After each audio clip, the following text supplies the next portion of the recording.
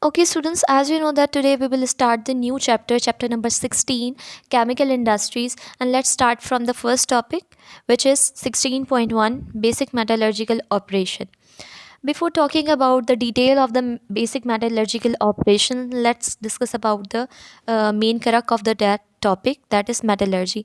Now, students, metallurgy is the science of extracting metals from their ores. As you know that there are different type of the metal like the copper, gold, aluminium. All these metals are basically present in the earth crust in their ores. Now, students, how can we separate these metals from their ores, and the technique in which we can separate the metals from their ores, or we can extracting these metals from their ores, this technique or that technique is known as basically metallurgical operations, and this field is known as metallurgy.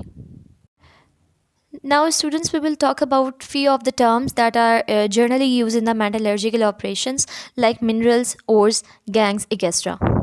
Let's start from the first one, that is a mineral. So I'm just reading the definition, just follow me and highlight it on your books at page number 155.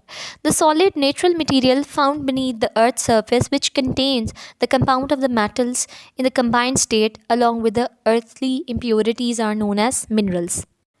Now, students, minerals are the basically you can say material, solid natural material that found beneath under the earth's surface, which actually contains the compounds of the metal in the combined form with the earthly impurities, and these impurities may be mud, soil, or the rocks surrounding these compounds of the metal. So, students, when we are just talking about the minerals, so the minerals contain the compounds of the metal which are surrounded by the earthly impurities. It means mineral contains compounds of the metal and as well as the earthly impurities. So students, the best example of the mineral is quartz. So students, quartz you can say are the crystalline compound of the silicate, which is composed of the silica and the silicon and the oxygen. Now, students, next one is the example is a mica. So, student, mica is also the type of the silicates, and you can say it is a sheeted form of the silicates that contains silicon and the oxygen. Gypsum is another example of the mineral. For example, like the calcium sulfate, dihydrate. So, students, all if we are just talking about the gypsum, so it's the sulfate. Now, the last one is the soda silicate, which is a polysilicate, in which there is a bulk polymerization of the silicon and the oxygen to form the polymers. Now, students, next one is the ores. So I'm just reading the definition. Just follow me and highlight it on your books at page number 155. Those minerals from which the metals are extracted commercially at a comparatively low cost with a minimum effort are known as ores of a metals. Now, students, sorry, the ores you can say are, when we are just talking about the ores, so students, ores are those minerals from which the metal is extracted. Now, what is mean by that metal is extracted at commercial level with a minimum cost, with a minimum effort. Now, students, when we are just removing the impurities from the minerals and the remaining metal is extracted, now that mineral is no longer remain the mineral because the impurities are now removed, only the metal is extracted. That type of minerals are now considered as ores after the removal of the impurities. The best example of the ores are the ores of the copper, like the copper glans Cu2s and the chalcopyrite CuFe2s. Here, this is a short question that what are the two ores of copper, or write the two ores of the copper. So you have to write the name with the formulas like the copper glans and the chalcopyrite with their formulas also. Now let's discuss about the next term, that is the gang. Here I'm just reading the definition, students, at page number 156. Just follow me and highlight it on your books. The example as well that is mentioned in that picture.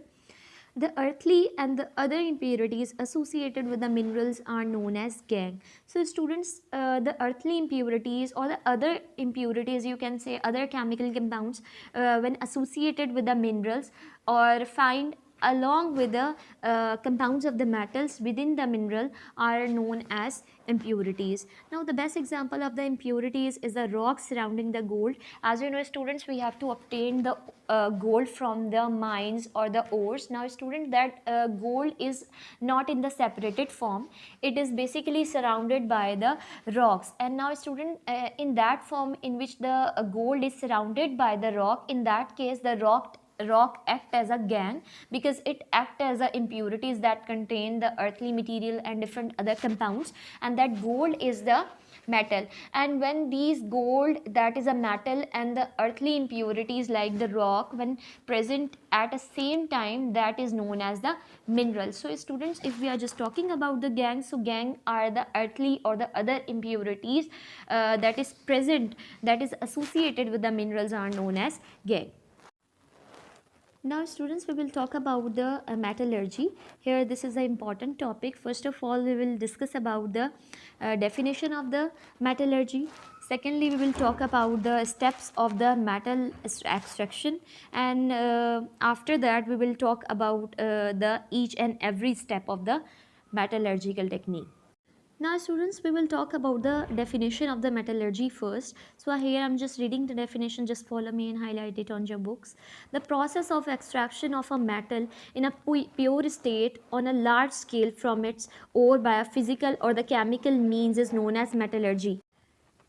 Now students, if we are just talking about the detail of the definition of the metallurgy, so students, as I'm telling you before, that metallurgy is the process in which we can extract the metal in a pure form by some sort of physical and the chemical means. So students, the process in which we can extract or separate the metal in a pure form by using different physical and the chemical method, this process is known as metallurgy.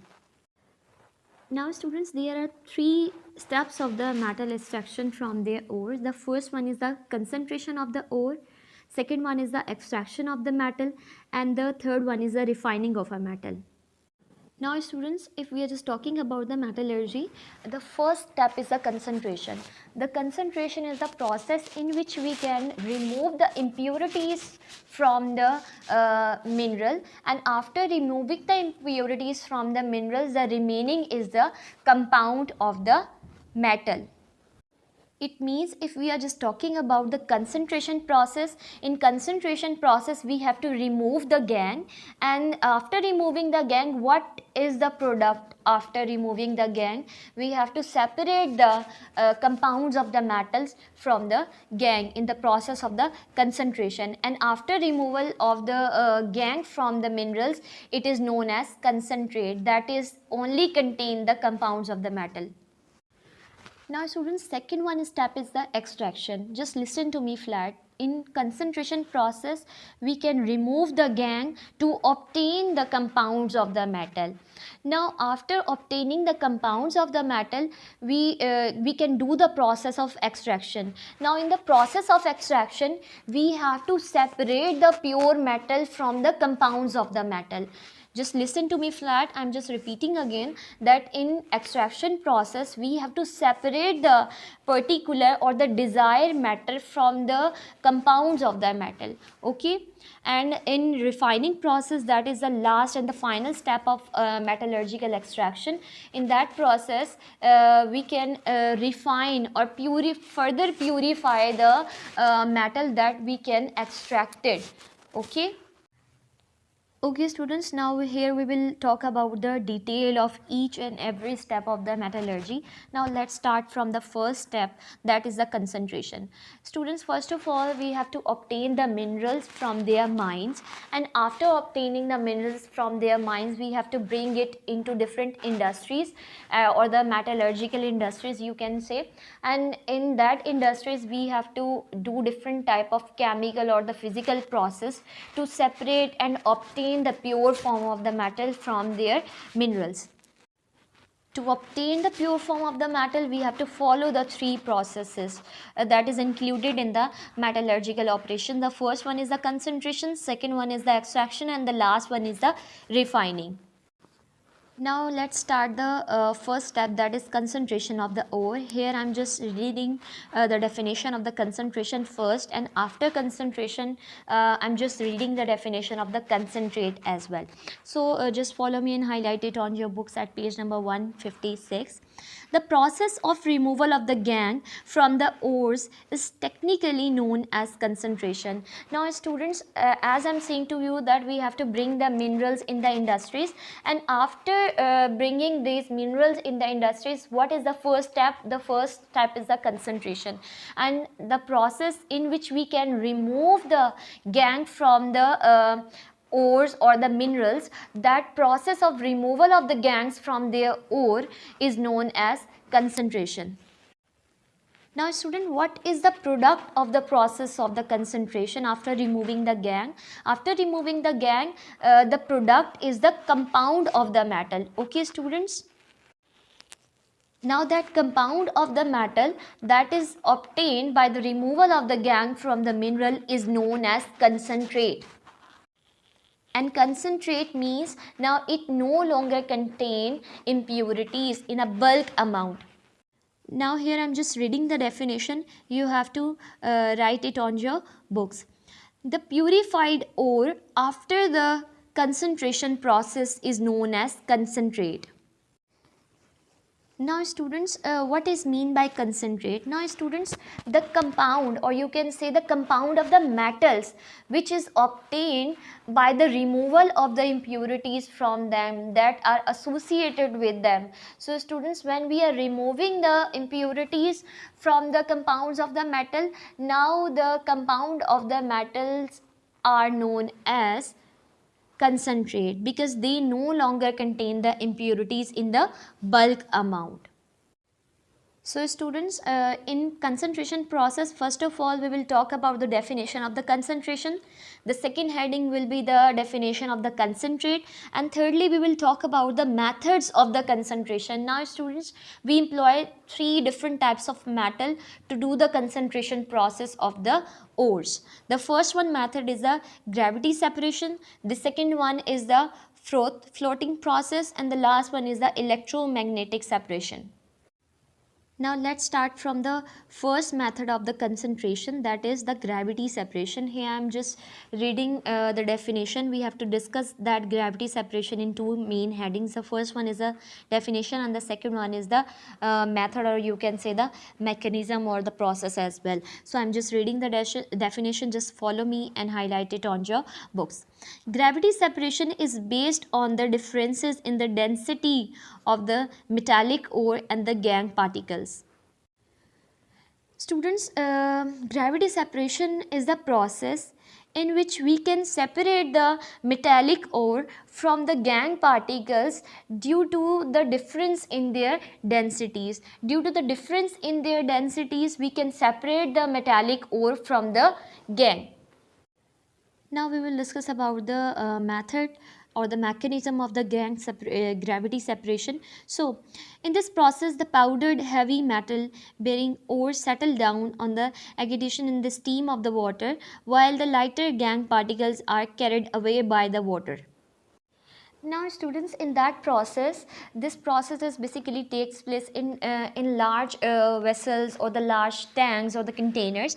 In that process, the powdered heavy metals, or you can say the powder ores, are added in that type of cylinders, and these cylinders are filled up by the hot water. Now students, as you know that the density of the metal is high, it means you can say that the weight of the metal are high, they are heavy in nature. So students, due to their weight, metal can settle down at the bottom of the container or the beaker or the vessel as well, and the gangue that are lighter in weight, because they are lighter in weight, they are floating on the surface of the water, or you can say due to its lighter weight, the gangue particles are carried away by the water easily. So as the gangue particles are removed away by the water, the remaining